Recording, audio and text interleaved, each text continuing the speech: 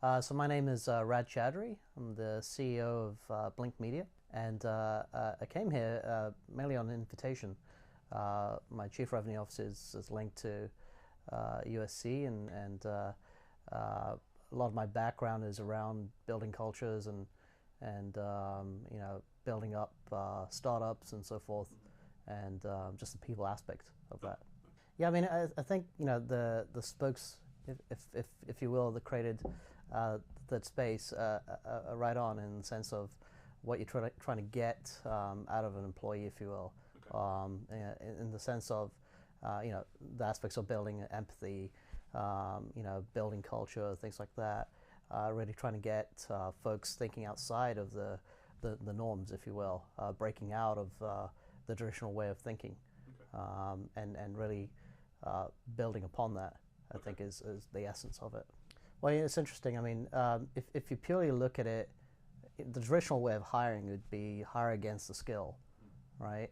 But the reality is that we should be really thinking about hiring around the frame of mind, the culture, if you will, how people think, how they can change their thinking, how can they pivot, and so forth, right? So one thing that was kind of striking out of today was just the notion that a lot of times we pigeon people into a certain path based on their education, but not necessarily knowing that they can actually think in a certain way. Right. So actually changing our frame mind, if you will, and trying to look at talent from the sense of how curious are they, how can they actually fit in the mind frame of the culture we're trying to build. The big thing I talked about as well was really, how do you get that kind of tribe mentality, if you will. How do you get a tribe built out and a tribe actually acts and functions within a company, allows them to adjust and kind of going back to the kind of 360 view, if you will, right? Right. Allowing them to kind of pivot throughout without the constraints of a job function or skill or an education dictating that that's the only path they can go into. I do agree those things can be taught. I mean, in the right framework. It's most companies don't have that as a priority in how they're going to try and encourage empathy, if you will, or even train empathy or curiosity and so forth, right?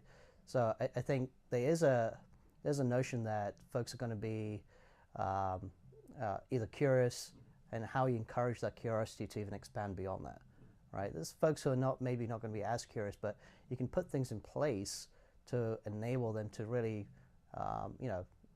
act on that kind of curiosity. On an empathy standpoint, like things I even do within my company, I have something called BLiNQ Exchange, which is basically putting a software engineer and a media manager together. Not so much to understand or get trained on each other's jobs, but to understand the empathy of what they face when they're thinking about certain things. And that creates empathy, if you will.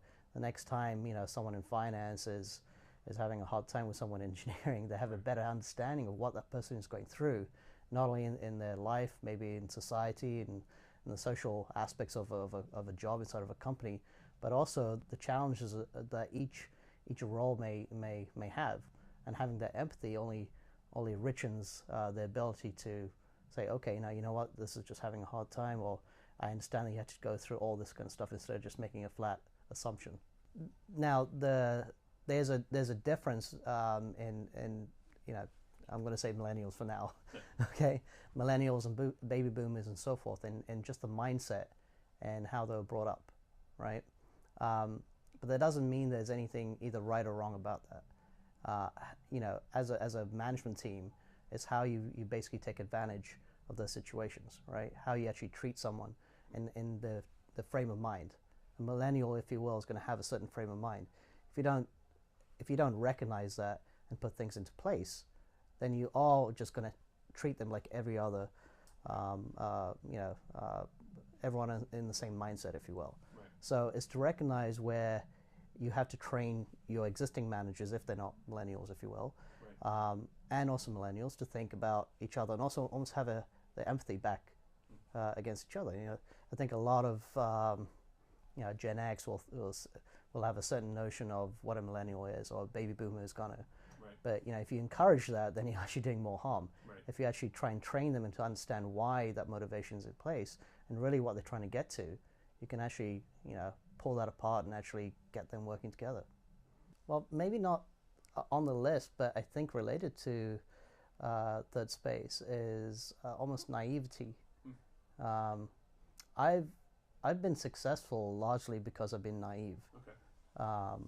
And it's an odd word I know to use, but I didn't know any better, right? And as such, I tried new things, not knowing any better, if you will. And that naivety kind of took me to the next stage. If I'd known how hard it was to start up a business, Right. I probably would have never done it, right? If I knew exactly how an agency needed to operate or a product company needed to operate, I'd have probably gone down those prescriptive paths. I wouldn't have just tried something. And my naivety is the thing that pushed me into it. So it kind of also goes into that whole curiosity, if you will. Right. I think if you can, I think young folks coming into the workspace have the level of naivety that's actually a massive advantage against someone who's 30, 40, who's kind of gone through it or has limitations and say, they own a house or have a family, and so they're going to be limited in how they can perceive certain things. When you're young like that, you're basically naive to the world. Right. It's open, so you can try new things, not even knowing any different, and that's a huge advantage.